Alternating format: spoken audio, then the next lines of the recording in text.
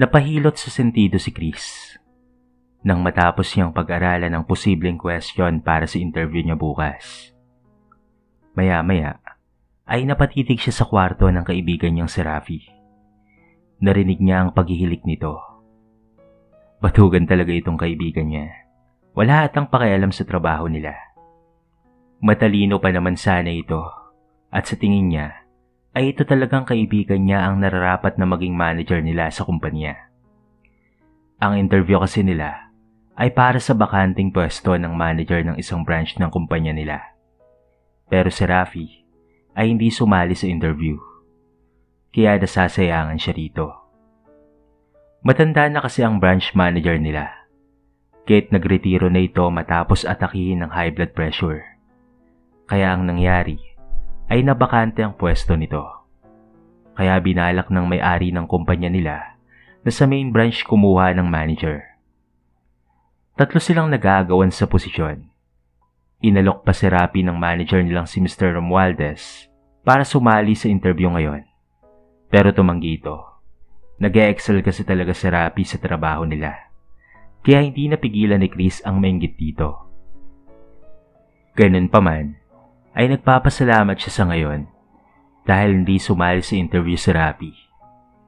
Tiyak na kapag siya ang makakuha ng pwesto ng pagiging manager sa kabilang branch, ay mapapansin na siya ni Giselle. Si Giselle kasi ang general manager ng kumpanya nila. At mapapasailalim sila ng pamamahala ni Giselle kapag nagkaganon. Matagal na siyang may gusto kay Giselle, pero manhid ito at hindi siya napapansin ito. Sa halip ay mas naging close pa ito kay Rapi. Ang kumpanya nila ay isang cosmetic company. Sila yung gumagawa ng magaganda at excellent na mga cosmetics for women. Sa tingin niya, ay kontento na talaga si Rapi sa palaging nakaharap sa mga chemicals at pati na rin sa mga cosmetics bilang chemist. Pero para sa kagaya niyang naghahangad na umangat ng posisyon at mapalapit kay Giselle, ay napakahalaga para sa kanya ang promotion na ito. Rafi, bakit hindi ka sumali sa interview for manager? Naalala niyang tanong ni Giselle sa kaibigan niya noong nakaraang araw. Masaya ako dito sa laboratory, Giselle. May ibinulong pa ito kay Giselle na hindi niya na narinig kung ano. Basta na lamang nakita niyang namumula ang pisngi ng dalaga na nagmamadaling umalis sa harapan ni Rafi. Halata sa mukha nito ang kilig. Hindi naiintindihan ni Chris ang sarili, pero naiinis siya noon. Naiinis siya kay Rafi na kahit na walang effort ang ginagawa, ay halatang nagugustuhan ni Giselle. Samantalang heto sila at todo effort para sa babae, pero wala itong pakialam sa kanila. Pumasok na siya sa kwarto niya at bago natulog, ay inaalala muna ang mga posibleng questions sa interview. Memoryado niya na ang lahat ng iyon at kahit balibalik na rin pa ang mga tanong, ay alam na niya ang isasagot. Kailangan niyang masecure ang katungkulan na iyon. At ninanais niyang mapasa kanya ito bago pa man mahuli ang lahat. Balita niya ay walang boyfriend si Giselle. Kapag magkataon, ay hindi na siya mahihiyang ligawan nito. Matagal niya nang alam ang sikreto ng dalaga. Anak kasi ito ng may-ari ng cosmetic company nila at nagtatrabaho bilang general manager. Hindi lamang siyang naghahangad na mapalapit kay Giselle, kung hindi marami pa sila. Kaya't gagawin niya ang lahat para lamang siyang mapili bilang manager ng kabilang branch company nila. Maagang nagising si Chris sa sumunod na araw. Ito na yung pinakahihintay niya, ang kanyang promotion. Ikumpara sa mga nagpapa-interview, ay mas nakakaigit siya kumpara doon sa dalawa kung ang pagbabasehan ay working status. Matagal na siya sa kumpanya at marami na siyang alam, kaya't sigurado siyang siya ang hihirangin bilang manager para sa kabilang branch. Bro, mabuti at gising ka na. Bilisan mo na. Ayokong malate sa interview ko. Nakangiting wika niya kay Rafi. Makikisabay lang kasi siya sa sasakyan ni Rafi sa pagpasok sa araw-araw sa trabaho. Nakikisabay lang kasi siya sa sasakyan ni Rafi sa pagpasok sa araw-araw sa trabaho. Alam ko bro, na kailangan mo nang makarating ng maaga. Kaya maaga akong gumising. Nakangiting wika nito na pinupunasan ng basang buhok. Salamat bro. Tinapik niya sa balikat si Rafi. Sabay pasok sa kwarto para makapagbihis. Napakalaki ng pasasalamat ni Chris at naging kaibigan niya ito. Bukod sa napakabuting kaibigan nito, ay pinatuloy rin siya nito dito sa pamamahay nito. Noong isang buwan kasi, ay nagkaaberya siya ng hindi nakabayad sa upa sa narerentahang apartment. Kaagad na inalok siya nitong dito na muna tumira sa bahay nito at tutulungan na lamang niya sa pagbabayad ng bills ng tubig at kuryente. Tara na! Halos patakbong tinungo na ni Chris ang garahe nang marinig ang busina ni Rafi. Binati pa siya ng kaibigan at hangad nito ang tagumpay niya. Malayo-layo pa sila sa kumpanya pero okay lang dahil maaga pa naman. Natigilan sila nang may makitang matandang babae na tila inaatake sa tabi ng daan. Nagulat siya nang inihimpil ni Rafi ang sasakyan sa tabi at nagmamadaling lumabas. Nataranta naman si Chris na napasunod sa kaibigan at napatitig sa oras. May 30 minutes pa naman. Lola, anong nangyari? Natakot si Rafi nang makitang pinagpapawisan ng matanda ng malamig. Namumutla rin ito na tila inaatake. Nakita niya ang sasakyan sa hindi kalayuan. Tansya niya ay sasakyan ito ng matanda at hindi ito umabot sa sasakyan ito. Kaagad na isinakay ni Rafi ang matanda sa sasakyan niya. Bro, what are you doing? Nabiglang tanong ni Chris sa kaibigan. Lola, ano bang nangyari sa'yo? Natatarantang tanong ni Chris sa matanda. Inaatake, kaya't dadalhin natin sa ospital. Hindi nakapagsalita si Chris sa sinabi ni Rafi. Bro, paano ang interview ko? Napatingin sa kanya si Rafi. Hindi siya sigurado kung ano ang nasa isip nito, pero napakaseryoso ng mukha nito. Dalhin na muna natin si Lola sa ospital. Mahina akong saad nito, pero sobrang nag-aalala si Chris sa interview niya. Bro, malilate na ako eh. Hindi makapaniwala si Rafi na napatitig sa kaibigan. Hindi niya inaasahang mas uunahin nitong isipin ang interview kaysa sa matanda na inaatake. Nabigyan niya na ito ng pangunang lunas matapos niya itong bigyan ng acupuncture, pero kailangan pa rin itong madala sa ospital. Ihatid ko muna sa ospital si Lola.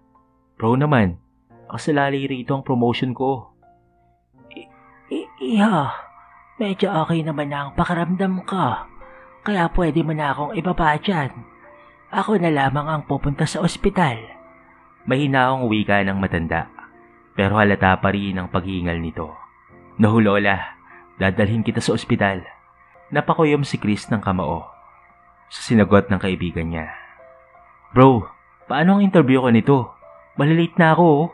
Natatarantang wika ni Chris nang biglang nagpreno si Rafi sa sasakyan. Get out at sumakay ka ng taxi. Napapailing na lamang si Chris sa kaibigan at sumulyap sa relong pambisig. Bro, mahirap makasakay ng taxi rito. Rush hour ngayon. Hindi na nakapagsalita pa si Chris nang tumigil ito ng tuluyan at binaba siya. Bro, pwede mo naman muna akong ihatid sa kumpanya bago mo dalhin sa ospital si Lola. Hindi niya inaasahan ang makitang inis sa mukha ni Rafi. Sa unang pagkakataon, ay nakita niya itong nagalit. Nalapatan ko lang ng first seat si Lola. Kailangan siyang madala sa ospital ng wala pang 10 minuto at baka manganib na ang buhay niya. Walang umpay ang pawis niya na ibig sabihin ay mataas pa rin ang pressure ng dugo niya. Hindi mo ikamamatay kung hindi ka ma-promote. Pero maaaring mamatay si Lola kapag hindi ko siya nadala ngayon sa ospital. Now, get out! Hindi nakapagsalita si Chris nang itulak siya ni Rafi papalabas ng sasakyan. Ibinato pa sa kanya ng kaibigan ang mga daladalang folders niya, pati na rin ang shoulder bag niya. Parang ipinako sa kinatatayuan si Chris sa inis kay Rafi. Napasulyap siya sa kanyang relo at meron na lamang siyang 20 minutong natitira na kailangan niyang makarating sa kumpanya. Kapag na-late siya sa interview niya ngayon, ay hindi niya na alam kung mapapatawad niya pa si Rafi.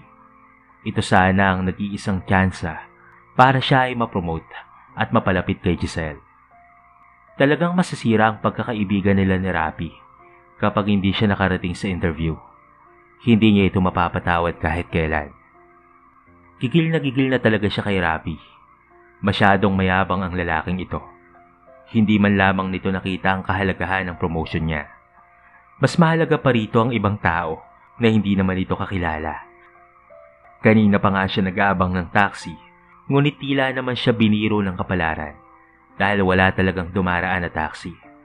Kung may dumaan man, ay may sakay na ito. Hanggang sa sumakay na lamang siya ng jeep papunta sa pinagtatrabuhan niya. Konti na lamang rin ang lalakarin at makakarating na siya sa kumpanya nila kapag makababa siya sa babaan ng jeep.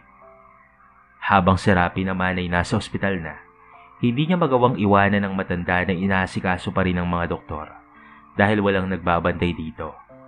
Maya-maya kapag natapos itong suriin ng mga doktor, ay tatanungin niya ito kung sino ang maaaring tawagan na kapamilya nito. Nakukonsensya siya sa ginawa niya kanina kay Chris.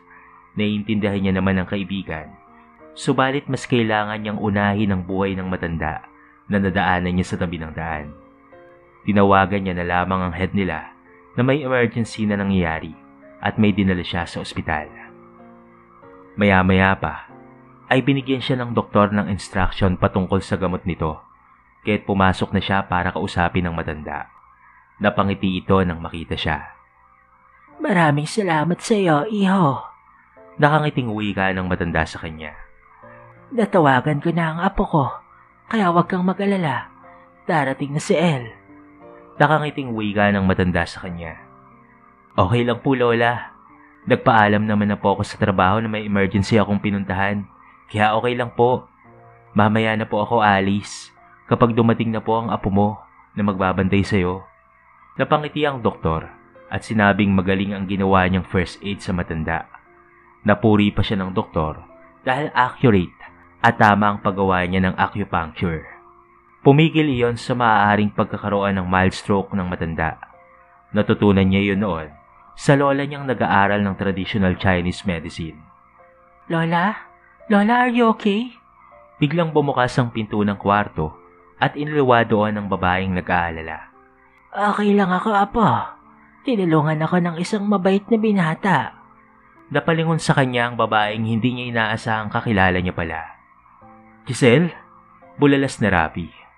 Raf, ikaw ang tumulong kay Lola? Takang tanong ni Giselle sa binata. Oo, nadaanan ko kasi siya kanina. Inaatake ng hypertension. Napangiti si Rapi at hindi niya inaasahan na ang matandang tinulungan niya pala ay lola pala ng kaibigan niyang si Giselle. Apo, i-cancel mo na lamang muna ang mahalagang pupuntahan ko. Hindi pa ako palalabasin ni Doc Tito. Napangiti si Giselle at sinabi sa lola niyang nagawa niya na ang dapat niyang gawin sa kumpanya nila. Matapos ang mahaba-habang usapan nila, ay nakatulog na rin ang matanda. Nagpaalam rin si Rapi sa general manager nilang si Giselle para makapasok na siya sa trabaho. Matamis ang ngiti ni Giselle na hinatid ng tanaw ang binatang chemist. Hindi lang basta gwapo at matalino si Rafi. Napakabuti talaga ng puso nito.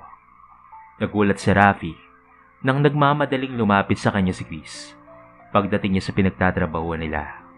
Mukhang na-late na talaga ata ito sa interview. Pasensya na talaga bro Nahaawa lang kasi talaga ako sa lola eh.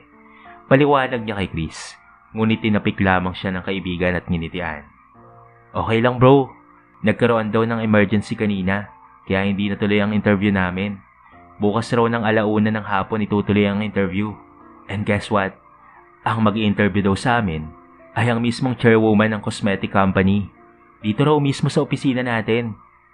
Tila nabunutan ang tinik si Rapi sa sinabi ng kaibigan niya. Takot na takot pa naman siya kanina sa isipang baka na-late na si Chris. Sayang rin ang opportunity na yon. Kinahapunan ay nagulat na lamang si Rapi nang tumawag sa kanya si Lola Greta, ang lola ni Giselle. Gusto raw siya nitong makita at sana ipaunlakan siya nito sa isang hapunan. Nahihiyaman ay hindi tinanggihan ni Rapi ang matanda. Hindi pa rin sumama sa kanya si Chris dahil kailangan pa raw nitong mag-review para sa interview kinabukasan sa opisina ng cosmetic company nila. Halos malula si Rapi sa ganda ng bahay ni Lola Greta at pati na rin ni Giselle. Sinalubong pa siya ni Giselle sa gate at nagulat na lamang si Rapi nang hinalikan siya ni Giselle sa pisngi niya. Bakit? I need your favor please. Nagulat si Rapi nang humawak si Giselle sa mga kamay niya at tumingin ito sa mga mata niya. How can I help you? Pretend to be my boyfriend, please. Ipapablind date ako ni Daddy sa kahit sino-sinong lalaki kapag wala siyang nakilalang boyfriend ko within this month. Please, Rapi. Napabugan ng hangin si Rapi at tumango na lamang. Naaawa rin naman siya kay Giselle na mapapaharap sa kung sino-sinong lalaki kapag hindi siya pumayag sa gusto nito.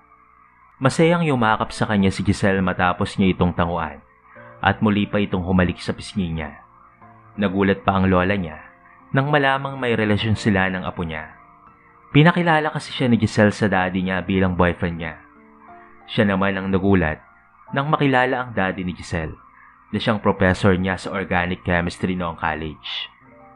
Sir?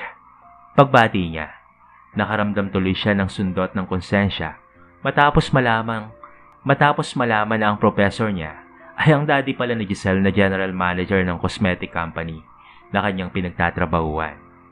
Oh, Rapi, I am so glad na ikaw pala ang boyfriend ng anak ko, ang pinakamagaling kong estudyante.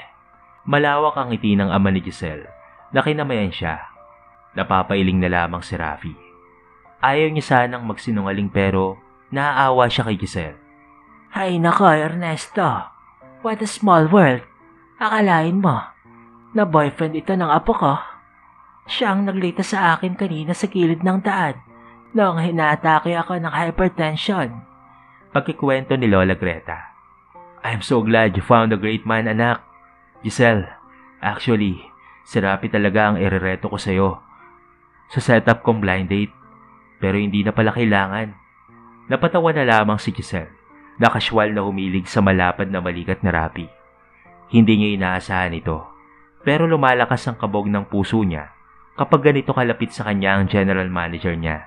Plus attracted na talaga siya rito dati pa man. Nakahinga ng malalim si Rapi matapos ang hapunang iyon. Hinatid siya ni Giselle sa kotse niya at nagpasalamat ito sa tulong na ginawa niya. Pumasok pa ito sa kotse niya at nag-usap silang dalawa. Kung ano-ano na lamang ang napag-usapan nilang dalawa. Hanggang sa nararamdaman niya na lamang na kay sarap kasama ni Giselle. Mabubuting tao rin ang pamilya ng mga ito. Matagal niya nang kakilala si Professor Ernesto at hindi niya inaasahang ama ito ni Giselle. Giselle, ayaw ko talaga sanang magsinungaling kay Professor at pati na rin kay Lola Greta. Binabagabag ako ng konsensya ko. Pag-iiba niya ng usapan nila nang maalala ang pagsinungaling nila. Then, huwag na tayong magsinungaling pa, Rafi. Sandaling natigilan si Rapi nang inilapit ni Giselle ang mukha sa mukha niya. Giselle, anong ibig mong sabihin? Today, let's make our relationship official then. Wala ka namang girlfriend, diba? Napakalawak ng ngiti ni Rapi sa sinabi ni Giselle at tinalikan siya sa labi. Hindi na rin naman siya nagpakipot pa at tinanggap ang magandang offer ni Giselle. Ang saya ng puso niya na umuwi noon sa bahay niya. Excited niya siyang pumasok kinabukasan. Ganoon rin naman ang kaibigan niyang si Chris sa kanyang promotion. Batig niyang siya ang pipiliin ng interviewer dahil sa working experience niya. Memoryado niya na rin ang lahat ng linya na maaaring sagot sa mga katanungan na iyon. Ngunit nagulat na lamang siya nang pagdating nila sa kumpanya ay ang nakangiting si Giselle ang sumalubong sa kanya. Ang ganda ng ngiti nitong papalapit sa kanya. Ngunit para siyang ipinako sa kinatatayuan niya nang yumakap ito kay Rapi na kanyang kaibigan. Good morning. Humalik pa ito sa pisngi ng kanyang kaibigan. Hindi makahuma si Chris nang makitang kumapit pa ito sa braso ni Rafi. Nasa office na si Lola, pati si Dad, at hinihintay ka na. Kanina ka pa nila hinihintay eh. Malambing na wika ni Giselle. I'm sorry, am I that late? Nakangitiring wika ni Rafi na hinalikan ng mga kamay ni Giselle. Pinagsalikop nito ang dalawang mga kamay nila. Samantala, nagpupupuyos naman ang damdamin ni Chris sa kanyang nakita. Paanong naging sila na ni Rafi? Bakit bigla na lamang atang naging sila ng babaeng matagal na niyang nagugustuhan? Gusto niyang kausapin si Rafi, ngunit hinila na ito ni Giselle paakyat sa conference hall.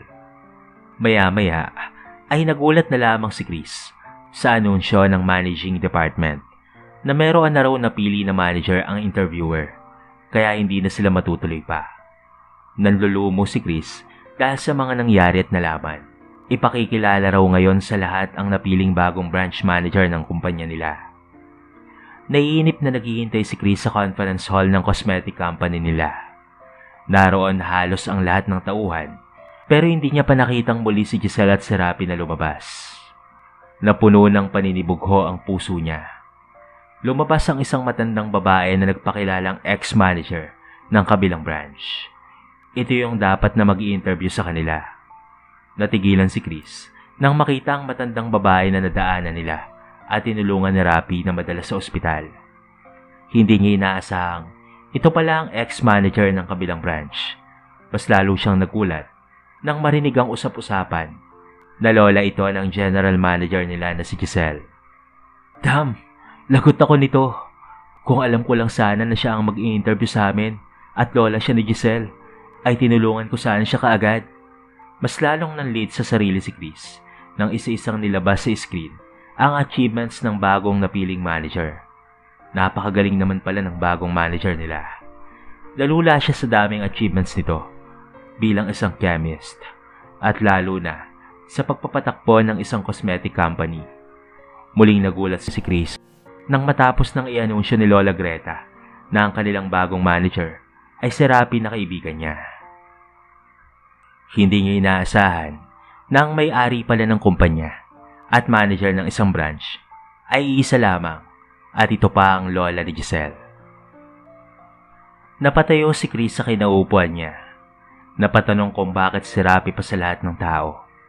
Nakaramdam siya ng panlilit sa sarili niya nang maalala kung gaano kagaling si Rapi sa chemist. Tinutulak pa nga ito ng mga kasama nila pero tumanggi ito sa pwesto. Nagtataka man ay napayuko na lamang si Chris nang makitang yumakap si Giselle sa kaibigan niya. Napahiya siya sa kanyang sarili. Naghahangad siya ng mga bagay na mataas, gayong hindi naman pala siya nararapat para sa mga iyon. Dahan-dahang tumayo si Chris at bagamat nasasaktan ay lumapit sa kaibigan. Binati ito sa tatanggap na promotion bilang bagong branch manager. Pero para sa kanya, higit pa sa pagbati ang nararapat para dito, dahil pati ang babaeng gustong-gusto niya ay napunta sa kanyang kaibigan. Tunay nga ang kasabihan na kapag may tiyaga ay may nilaga. Hindi natin pwedeng ipilit ang mga bagay-bagay. Kung ito talaga ay para sa atin, ay mangyayari ito. Pero kung hindi, kahit anong pilit nating mapasa atin ang isang bagay, ay hindi ito mapapasa atin. Basta't ang gawin natin ay ipakita natin ang ating best at bahala na ang Diyos nang maglagay sa atin sa posisyon na ninanais natin. Dito na po nagtatapos ang ating maiksing kwento sa araw na ito. Kayo kabarangay, ano ang masasabi nyo sa ating kwento? I-comment nyo naman sa baba ang inyong mga reaksyon at babasahin natin yan. So paano kabarangay? Hanggang sa muli, thank you so much and peace out.